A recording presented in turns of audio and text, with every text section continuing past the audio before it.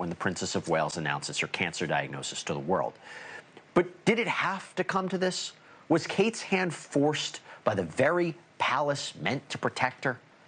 Joining us now is royal commentator Hilary Fordwich. Hilary, thanks so much for coming on. I have to imagine that the palace's handling of Princess Kate's health situation is going to be studied in college communication classes as an example of what not to do. You think I'm right about that? Yes, Jesse, unfortunately, I think that you're correct about that. And a few things also that actually compounded the timeline that you mentioned was when they announced the abdominal surgery, they said it was planned. Well, that was in contrast to a trip that was announced for she and Prince William to go to Italy. Well, the royal family plans things long in advance, and it was said that that was rescheduled. So how could the surgery have been planned and then that trip being planned? That doesn't happen with the royals.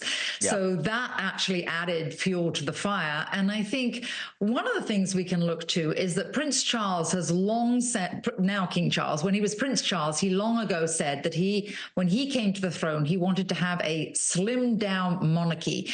This was greeted well because it would be him being fiscally conservative, and he didn't want that vast extended family on the Buckingham Palace balcony. The problem, Jesse, with a slimmed down staff is that you don't have as many experts around. And you mentioned this huge firm, and you showed the photograph there of the huge Kensington Palace. They don't have a vast staff. But they have precedent, right? They have precedent. They have precedent. Can we compare Kate's cancer diagnosis with King Charles? We're going to put it up right now. This is number one. So January 17th, Buckingham Palace announces Charles' hospitalization. January 29th, he's photographed leaving the London clinic after 3 days. And then February 5th, Buckingham Palace announces King Charles III's cancer diagnosis. I mean, there's no drama, there's no speculation, there's no secrets. I don't get the difference.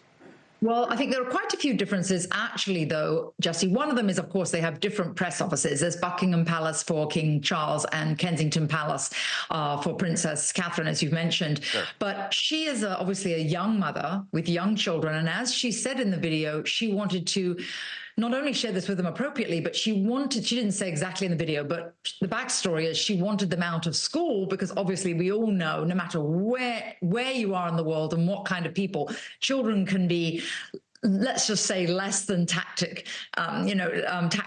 And so she wanted them out of school, and the UK spring break, or Easter break as it's referred to, has just started. And that was what the timing was about. Thank you for watching.